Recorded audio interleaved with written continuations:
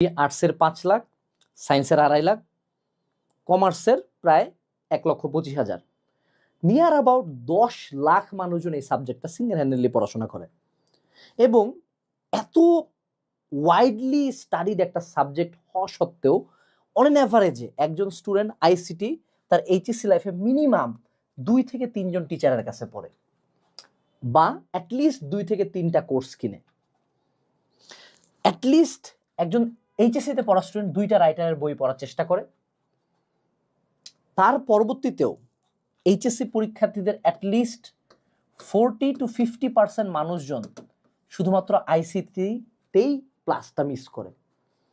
তাহলে আসলে ঝামেলাটা কোথায় হচ্ছে? কেন আইসিটি এত ওয়াইডলি স্প্রেড একটা সাবজেক্ট হওয়া সত্ত্বেও মানুষজন কট খাচ্ছে?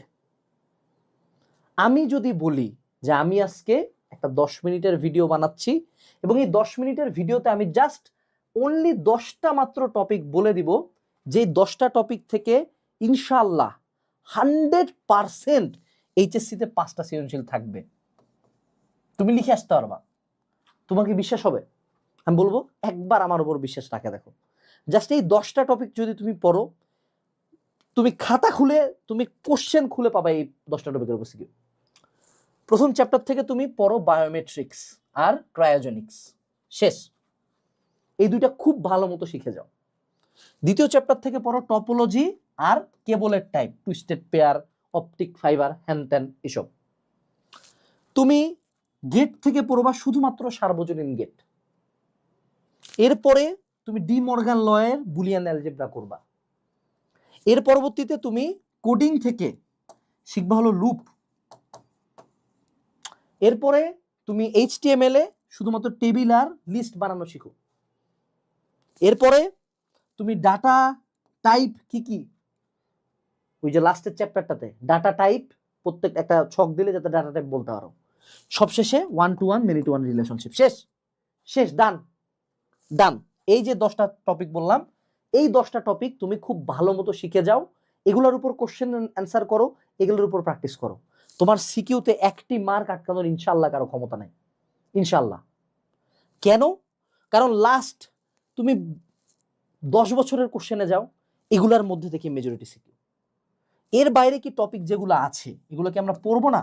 অবশ্যই পড়বো, এগুলো আমরা রিডিং দিয়ে দেবো। কিন্তু এই যে টপিকগুলো যেগুলো আছে এগুলাতে আমরা এক্সপার্ট হব। সত্য কথা হইলো আইসিটি টিচাররা যদি তোমাকে বলেই দেয় যে এই 10টা টপিকের বাইরে আসবে না, তুমি তোর কাছে পড়বা না। সত্য কথা হইলো এই পুরা জিনিসটা, পুরা লেকচারটা মাত্র এখানে 100 পেজ দেওয়া আছে, 100 পেজে কিছু সিকিউ দেওয়া আছে। এই সিকিউ গুলাই তুমি একদম খাতা খুলে দেখতে পাবা, এবং এখানে এমসিকিউ আছে, সবচেয়ে ইম্পর্টেন্ট আইসিটি এমসিকিউ গুলা দেওয়া আছে। এই একটা 100 পেজের বই তোমার পুরা এইচএসসির আইসিটির জন্য মোর দেন ইনাফ। কিন্তু এটা বাকি টিচাররা বলবে না, কারণ ও তোমাকে কোডিং করাইতে করাইতে পাগল করে দিবে। কিন্তু তুমি চাইলে কোডিং বাদ, আমি লিখবো না কোডিং থেকে, আমি বায়োমেট্রিক্স থেকে অ্যান্সার করবো, সমস্যা কোথায়? নাম্বার তো 2টা দিছে। ও গেট করাইতে করাইতে পাগল হয়ে যাবে, কিন্তু এখানে 1-to-1 many-to-1 রিলেশনশিপ খুবই সোজা।